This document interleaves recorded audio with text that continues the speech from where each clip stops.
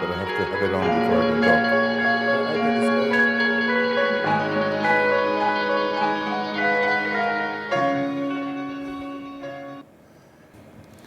Good afternoon. I suppose I've just been introduced as Hernando de Soto, which I am. I'm Peruvian, from far away. And I chair an organization, a think tank, an action tank, which discovered some 20, 30 years ago that we really didn't know as much as we thought we knew about the world. We think that we're about 7 billion people, and that in 1989, basically when communism collapsed, there was one game in town, and it was capitalism. But then thinking closely to our own reality, we became conscious that the majority of us weren't either here or there, that those who benefited of the system were a minority. It was a very good system. It was the one that had survived. But the majority were outside. And they were in transition, and we called them the extralegals. Some people call them the informal economy, some people call them the shadow economy. We call them extralegals. We thought that there were going to be a force to be reckoned with, and we started calculating how big this force was in Latin America, then gradually worldwide. In the case of Latin America, it served us well because we've empowered it. We found out that the first thing is that it has assets, but they're not entitled to them legally, and it's a problem. That they work, they're not unemployed. Anybody who's poor and unemployed dies of starvation. And we thought it was important not to die, and therefore to find out what it meant being within the law. So after a while, we got very interested in mapping. We got very interested in mapping because we sort of saw ourselves within that field. We said most of these people who do mapping are trying to look at reality, but the reality that God has created, the environment. But there's another environment, which is the environment that man has created, which is this environment of globalization, of legal systems that talk to each other. And where all of a sudden we've done pretty well. Since the Second World War until today, the world has grown more than since Jesus Christ appeared in 2,000 years. So obviously the system works, but it's obviously not necessarily there for everybody else. And we also are, in a way, Wittgensteiniest, which is that we follow the thinking of Wittgenstein, who said some very simple things like, if you have to look at the universe is made up of things in relationship to each other. Look at that tiny little sentence. Things in relationship to each other. That means there's two things. There's the things themselves and how they relate to each other. And things that are relations, marriages, how I'm talking to you, are not things you can grab. The only way you can catch them is documenting it. That's what's got us closer to mapping. Then about 10, 11 years ago, at least 5 heads of state of the Middle East started calling us and said, you know, this thing that you're looking at in Latin America seems similar to something we're trying to see in the Middle East and North Africa. Can you come in and try and measure it? Because that's what we are bean counters. And we know that when you go in and measure something, you're always in for surprises. In my own country, we just recently had big problems in the Amazon, where all of a sudden the prices of raw materials are going up, lots of foreign investments, lots of indigenous people getting very angry at the foreign investment. And we were told that there were 1,500 tribes in the Amazon. By the time we finished counting after 1 year, we had found 5,000. We were then invited to Nigeria, the Niger Delta, where 30% of Nigeria's oil is found. And going in there, the first thing you get at the airport is, welcome to the Niger Delta, fountain of wealth of Nigeria. Population between 15 million and 30 million people. And so, as time goes by, we know that we know less. All of a sudden, the West is in a huge crisis, and the West supposedly has everything under record. Everything is recorded in the West, the automobiles, the airplanes, the boats.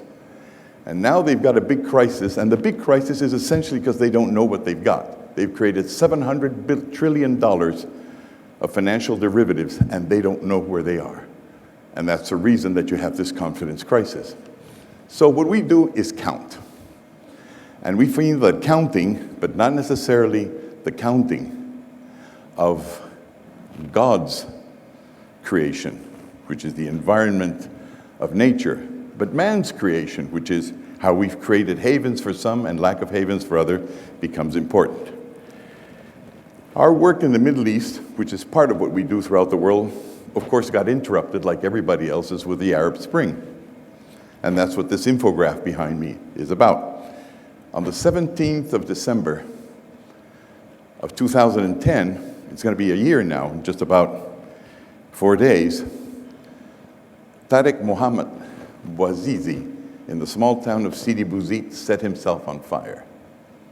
Now, what was interesting, and the whole world watched, is that when he lit up, and people have set themselves on fire all over the world, from Vietnam to Latin America, all of a sudden people started walking the streets.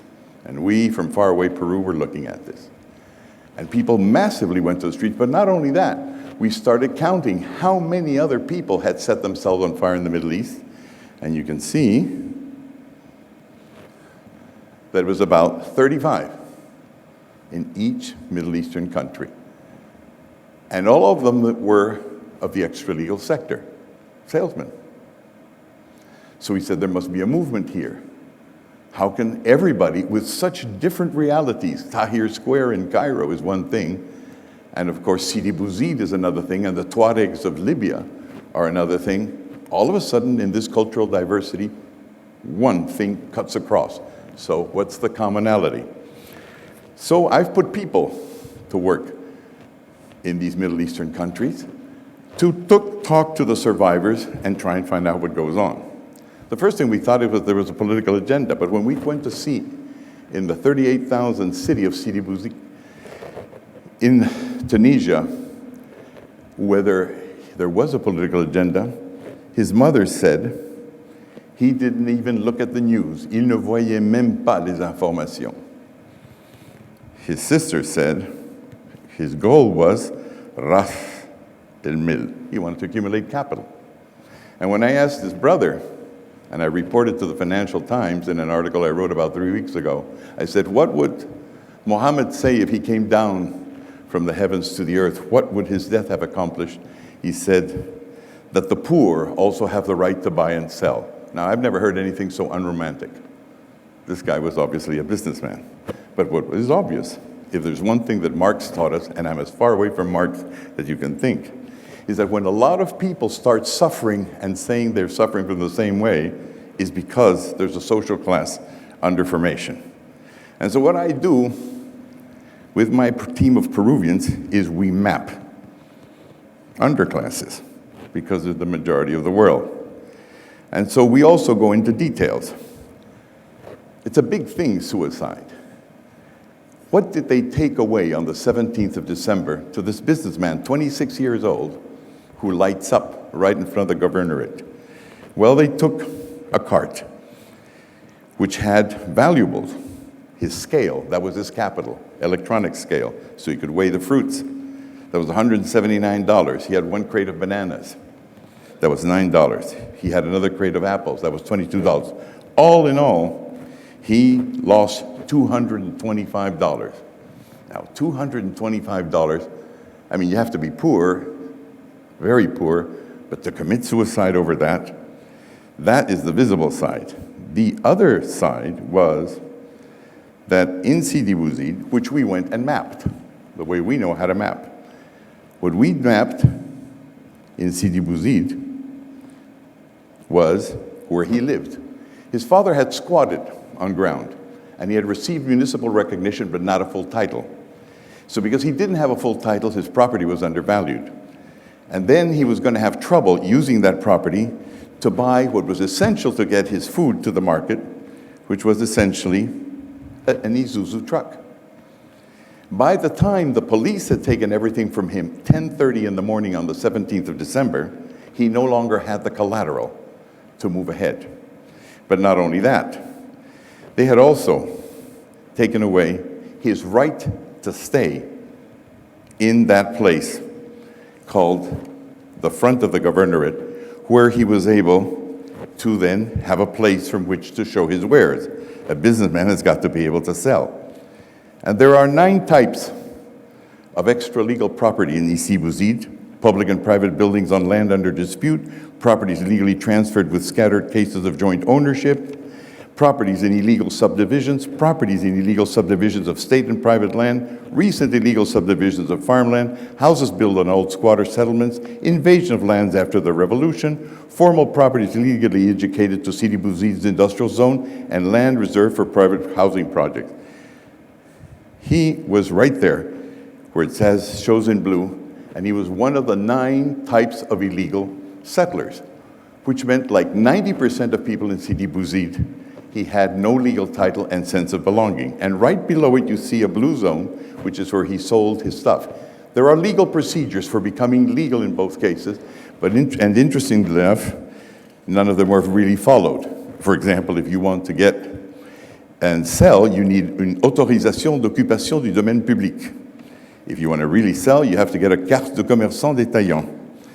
And if you really need to have a final legal title, you need from the Ministry of Interior a certificate. And we said, well, obviously Mohamed wasn't a very legal guy, except that when we looked at the records, there was no one who had ever complied with all 3 systems. The law was there, but the law was not there for a poor capitalist.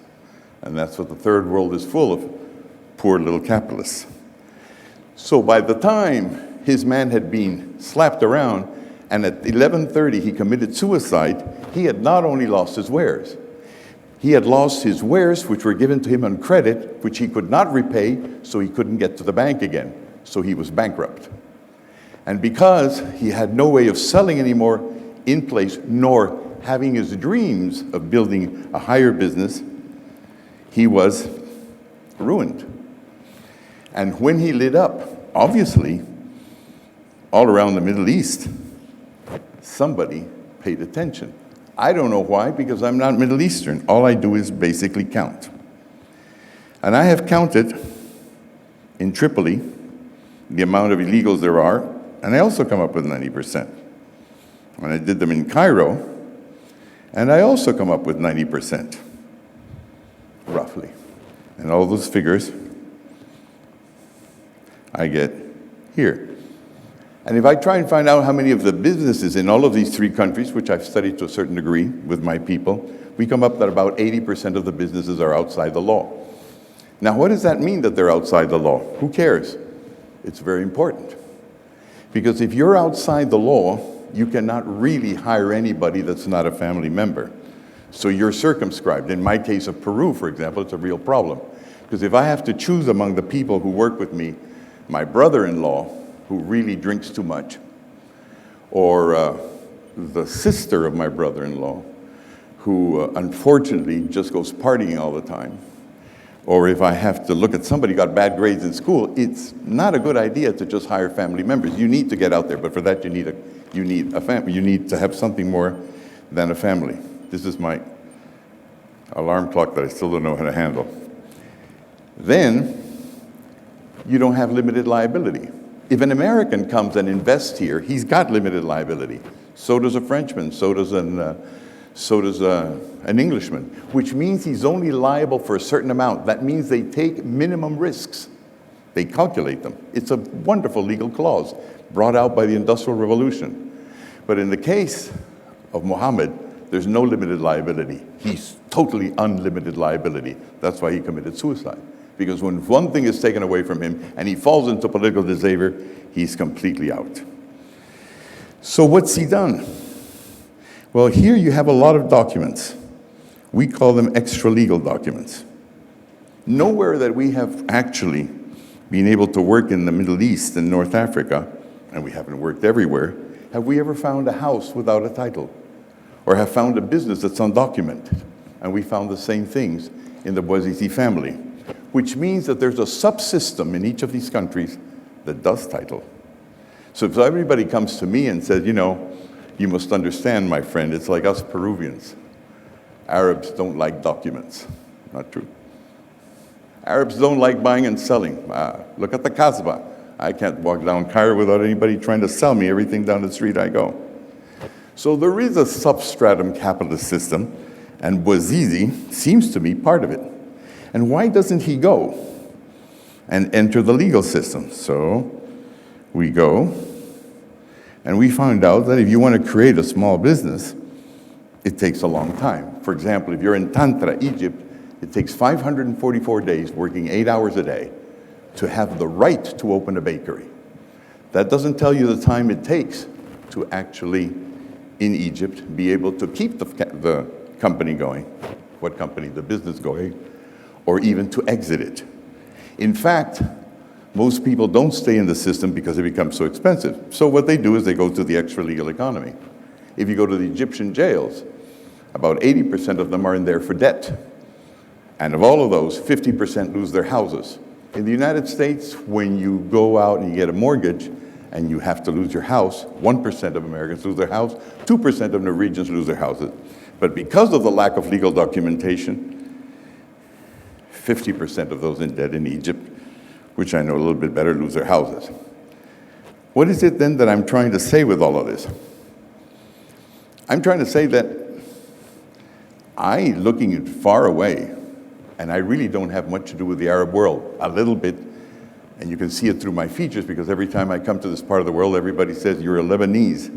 Obviously, the Moors came into Spain and left some traces, but I really don't know it. But I'd say that you have, like we in Latin America, an underclass that is eminently entrepreneurial, but it meets the hostility of a legal system. And this Arab Spring is a really interesting phenomenon because it means that somebody's thinking about renovation and you're rethinking your country. And when you rethink your country, there is a possibility to do something new. But one of the things that surprises me the most is when my Western friends, remember, I'm South American, deep in darkest Peru, when my Western friends meet about the Middle East and they get the group of 8 and say, we're going to support to make sure that the Middle East goes down the right road of open societies, of a good solid capitalist economy, nobody is talking about Mohamed Bouazizi. Nobody's talking about this powerful underclass. Because you see, one of the interesting things after interviewing the families of each of these people, and I'm going country by country because I find the phenomenon extraordinary, is that businessmen, especially poor businessmen, don't talk so well. They're very poor intellectuals. They do numbers. They have a different thing. The people who take the agendas are the guys who know how to spin, the guys who've got the tweeters, the guys who can operate on Facebook. But the guys that do the fuel are a different bunch. And it's important to identify them. You know, revolutions have gotten stolen before. And it's important to know what the obstacles are. If you're in Egypt, for example, and to find out what gets in the way, there's 347 groups of law that you have to deal with if you're poor, and you better know them. What are the chances that somebody who's poor be able to do that? If you have to deal with government office, you've got to do with 73 government offices. 73.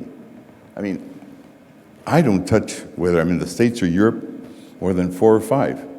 So to undo a system that has blockages, you need an administrative system that puts you in contact with the people who are being affected. In the case of Tunisia, for example, we were told, well, you know, these informal businessmen are really a very small part of the lot. The big amount of them are the unemployed, les chômeurs. So go see the Association of Unemployed. So the first thing you find out about the statistics about unemployed is that if you work 2 hours a day, you're officially employed. 2 hours a month, you're officially employed. So those statistics are very rigged. We haven't seen one person who directs the unemployed that actually doesn't have a job. It's very simple. If you're a poor country and you're unemployed most of the time, you die. You die of starvation. So all those people they tell you're underemployed are not underemployed. They're working at something extra legally someplace else. And that means that it's important to get the statistics right and then find out how many people are involved. Why?